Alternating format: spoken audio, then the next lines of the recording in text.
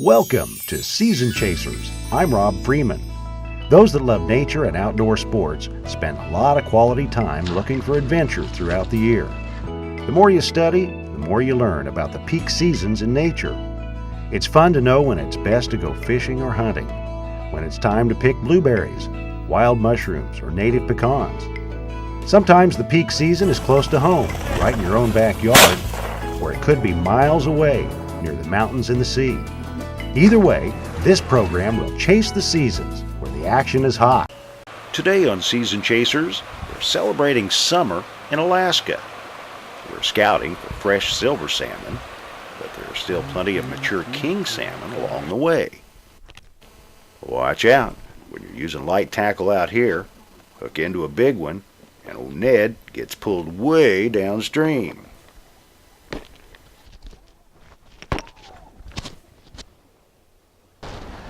Let's meet some new friends. We're picking salmon out of the saltwater nets and heating up the grill for all the hungry season chasers. Thanks for coming along. Season Chasers is brought to you by Crawcan Communications, telephone, internet, digital TV, and security.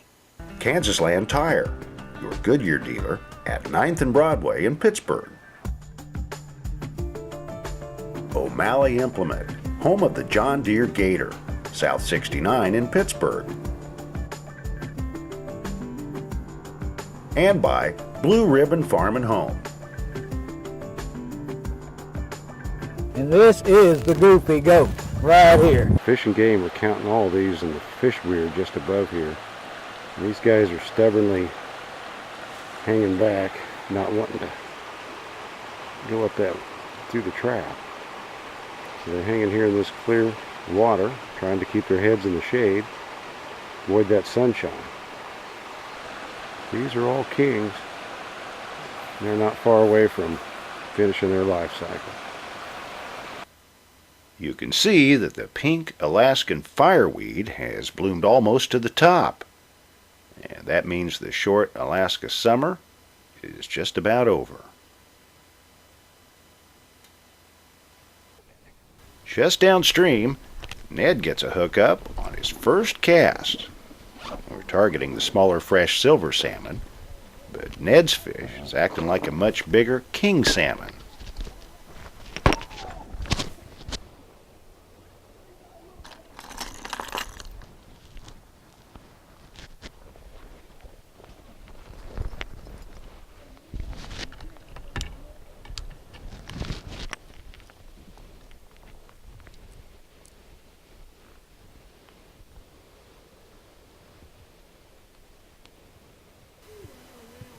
When a king decides to go downstream, you gotta go with him. This one goes from one side of the river to the other before I could even catch up with the both of them.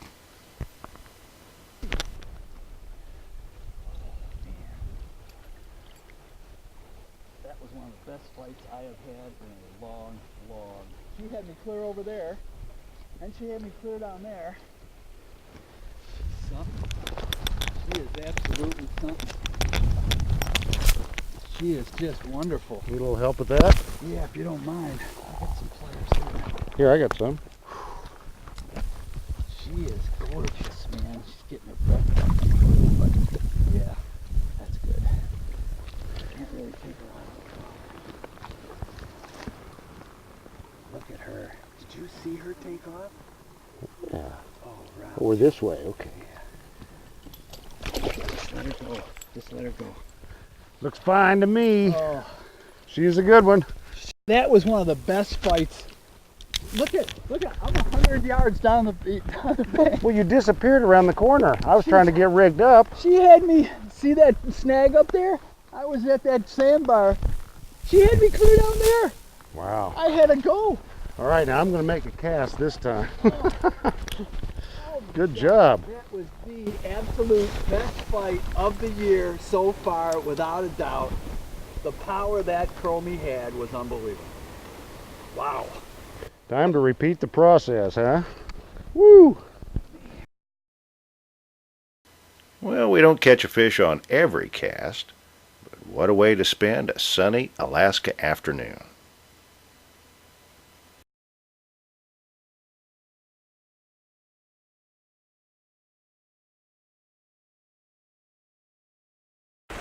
Season of summertime, and this is the first day we've had to fish this river. The silvers are back.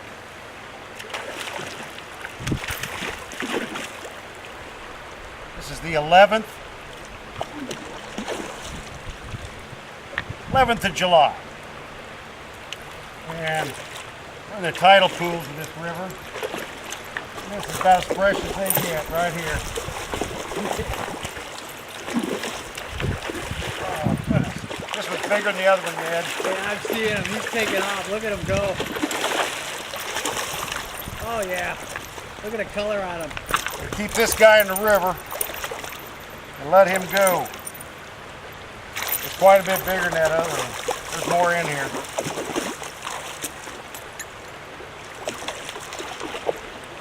This is a really, really healthy fish. Study, learn, and share here on Season Chasers. We're going to share this one back to the river. I think he's going to be real pleased about it. It's a nice nose hook. And there he goes. He's free. And I think there's more in there, Ned. I'm trying. You know me. The river is alive with silvers once again. It's that magic time of the year on Season Chasers. Thanks for coming along. One of the really cool things about scouting every year is get to go out on the river and see how it changed from the last time you were here. And since I fished this river last summer, I understand they had about 23 or 24 days in a row of meaningful rainfall in this area. And all of the rivers flooded. There was major bridge damage. And we found a place out here where the been a major course change on this river, where it busted through an area that used to be just solid forest. Well, now it looks like it's been bulldozed for a highway project, and there's water running out of this river directly to the ocean.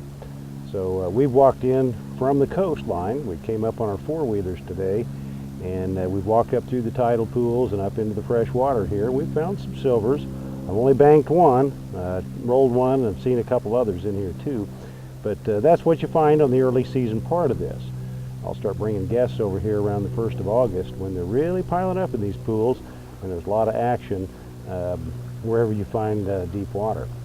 So we're going to keep fishing our way back down toward the coast and see if we can walk this new stream that's been cut out by last fall's floodwater, and see if it's kind of a shortcut back to the coast. And either way, we've really noticed a lot of trees that are down from this flood, and they've washed into some different places. So this river is just a little bit snaggier than usual, but it holds a good run of silver salmon this time of year, and we're glad to get it started today on Season Chasers. Stay with us, and we're going to be trying some more spots along here and sharing what we've learned here on Season Chasers. Thanks for coming along.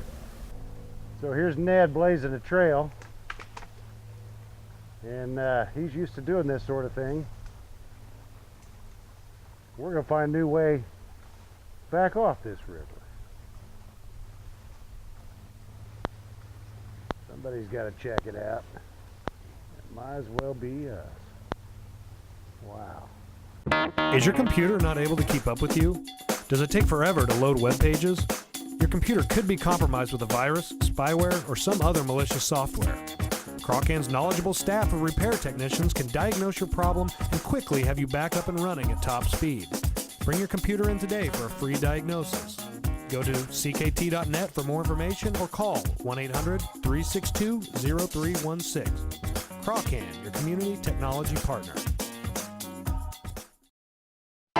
Extreme environments can cause a spontaneous change in DNA, resulting in unexpected power and agility.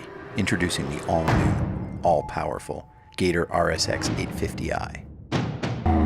62 horsepower, a fully independent multi-link suspension, and a top speed of 53 miles per hour. It's a whole new species of gator.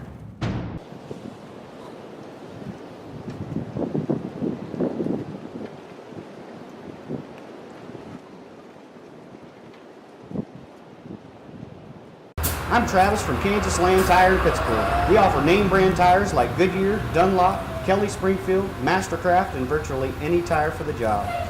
We also staff ASE certified technicians to provide oil service, transmission and brake work, engine diagnostics, battery service, alignments, and more.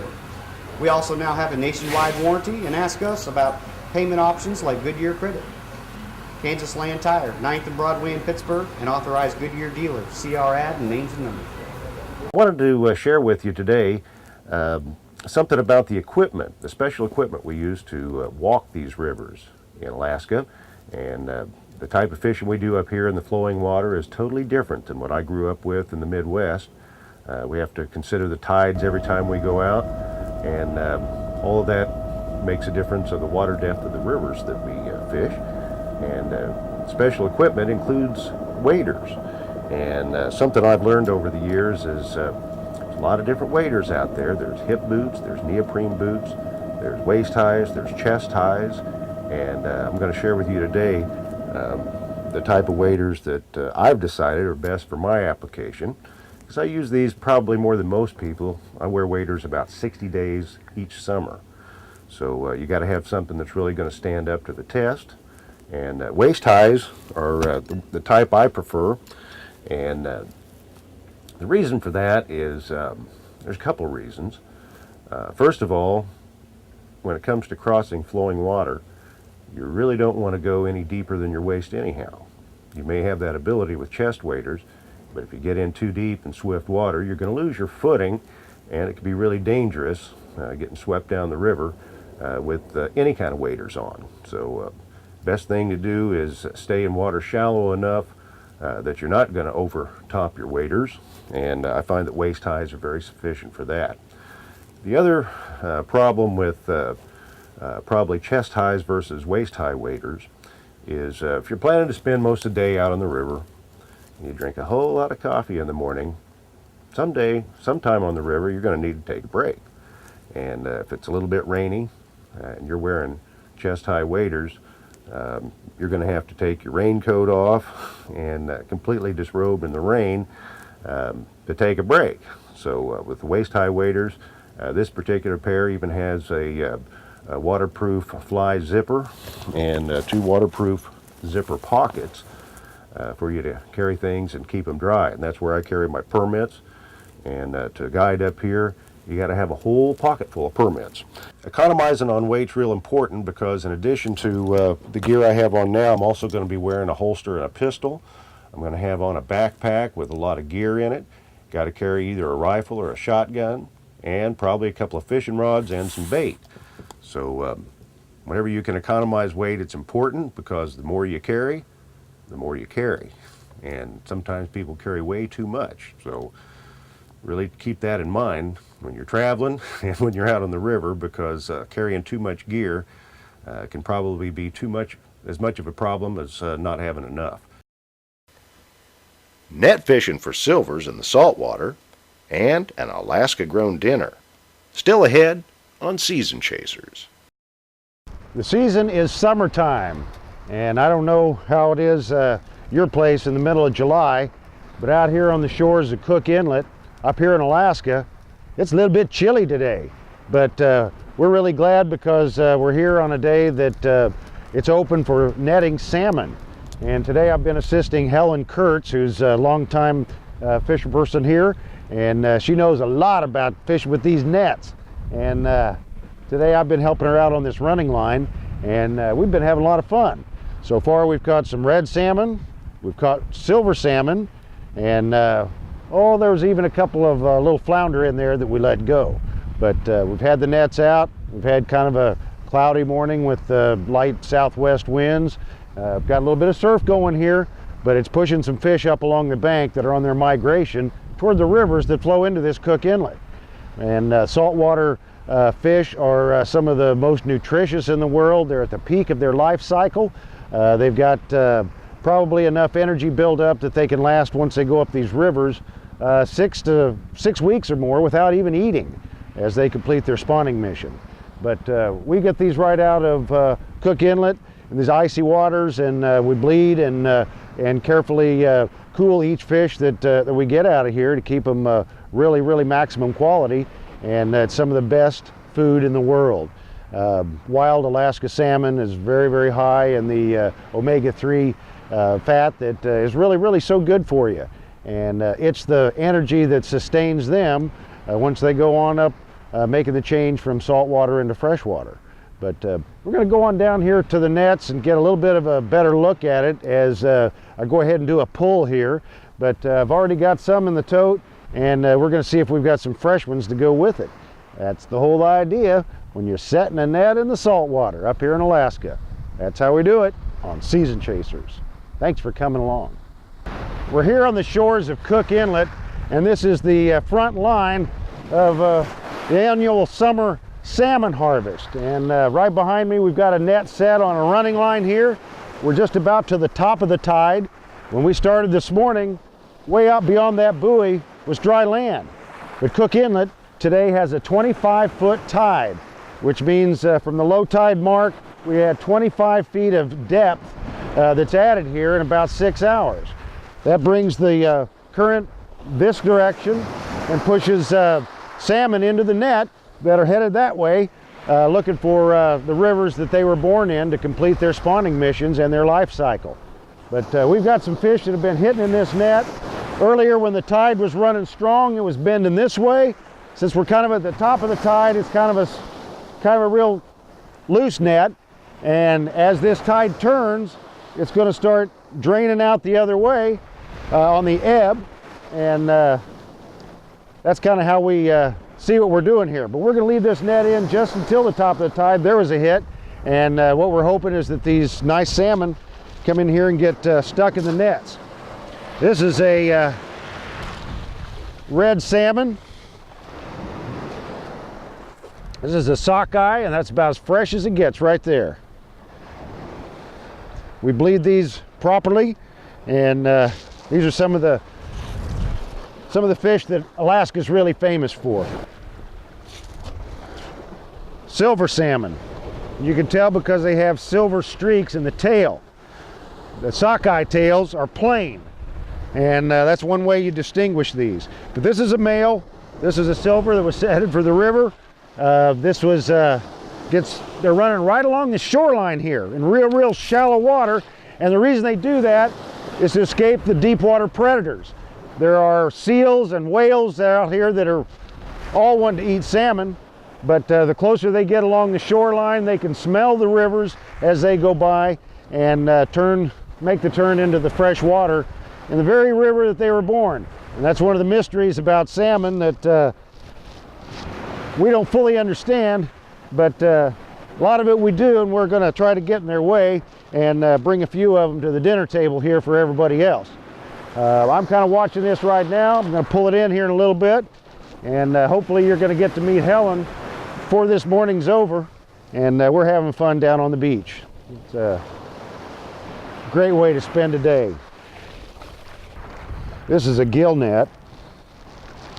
We've got it tied onto a running line so I can pull it in and out. We've had some fish hit close by here. Let's see, there's one. I don't want to get too deep here. We'll just pull that in here in a minute. But yeah, let's just pull it in right now. What do you say? This is coming in on a pulley, and then I'm going to untie this net float line from the running line, and then we're going to pull this up on the beach and pick the net. That's the best part.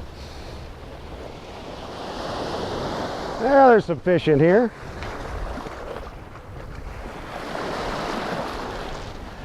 Let's meet some new friends.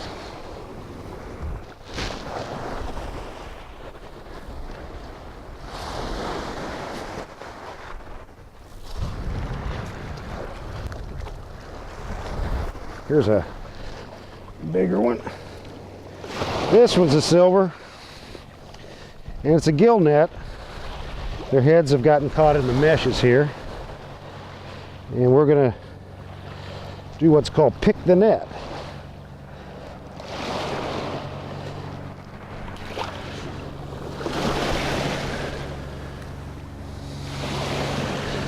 And then each of these we pull a gill to go ahead and bleed them, put them with the others.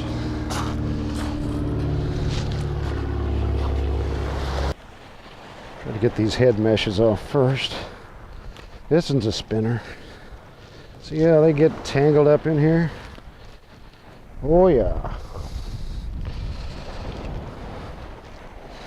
These are not releasers, are they? No. We don't do no catch and release out here. No. But we sort them out a little bit. There are some smaller ones over here that aren't going to grade as highly as these guys here. But there's a place for all of them. But yeah, we didn't lose any lures. Like I usually do. Well, I catch a lot fewer than that. Blue Ribbon Farm and Home has nature's best fall decoration. Blue Ribbon Farm and Home has what you need to feed and care for the wild birds. Blue Ribbon Farm and Home sells supplies to attract trophy white-tailed deer. And don't forget, Blue Ribbon Farm and Home has a huge selection of food for dogs. Whether you have a lap dog, a sport dog, chickens, or a goofy goat, Blue Ribbon Farm and Home has all the feeds you'll ever need. You talk about a goofy goat, and this is the goofy goat right here.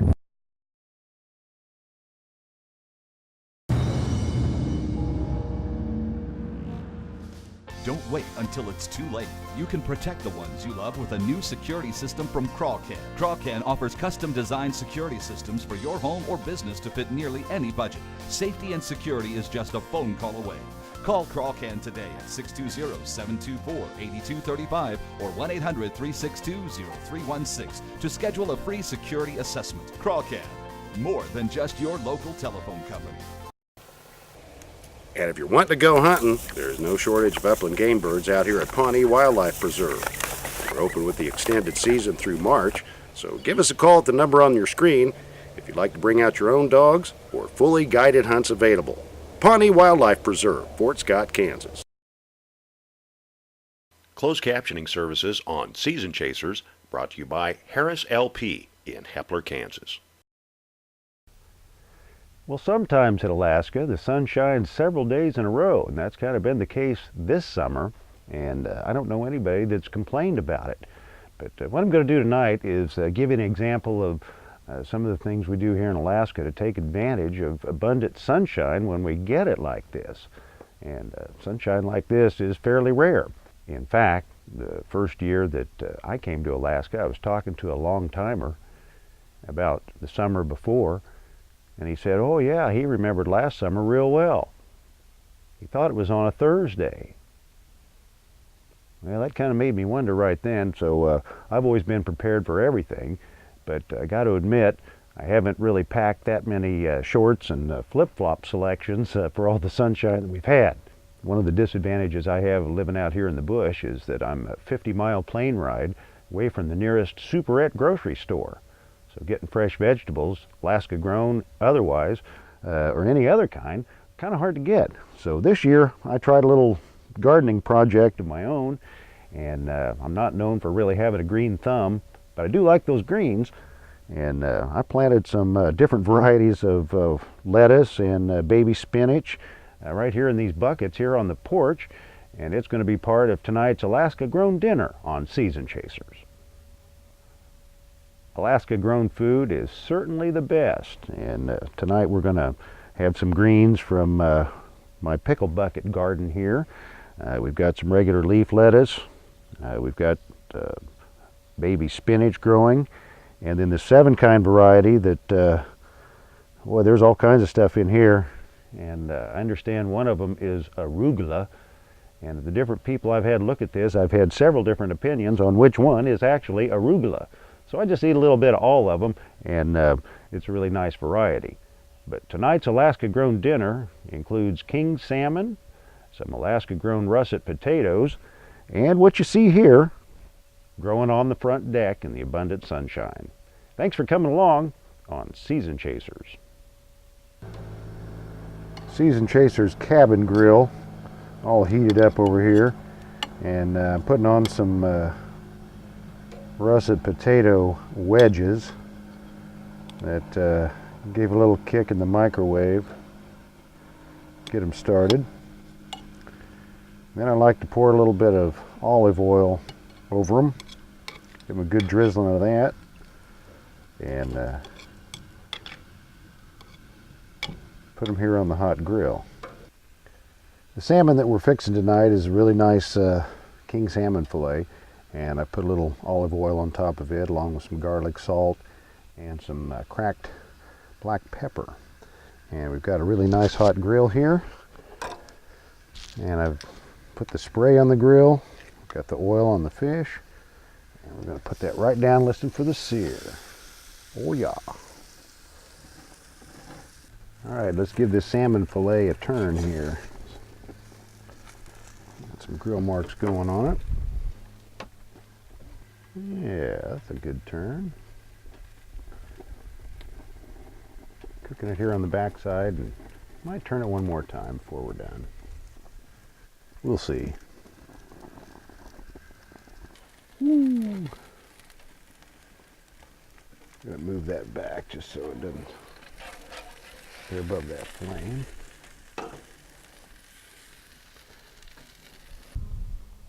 Okay, everybody, here's what we got. Fresh Alaska greens picked out of the pickle buckets over here. We've got king salmon with our potato wedges and a little bit of fireweed in the background. Pretty good eating up here in the bush country. We'll worry about the superettes later. But in the meantime, when we got food like this, it's pretty good to go. These potatoes are Alaska grown, and I think I'm going to take them inside and do what needs to be done. Thanks for coming along on Season Chasers. Waka waka. Tune in each week for some of the stuff you just won't see on other shows. Outdoors, wildlife, and a life of adventure. Being on the lookout for natural foods and making the most of what the wildlife provides.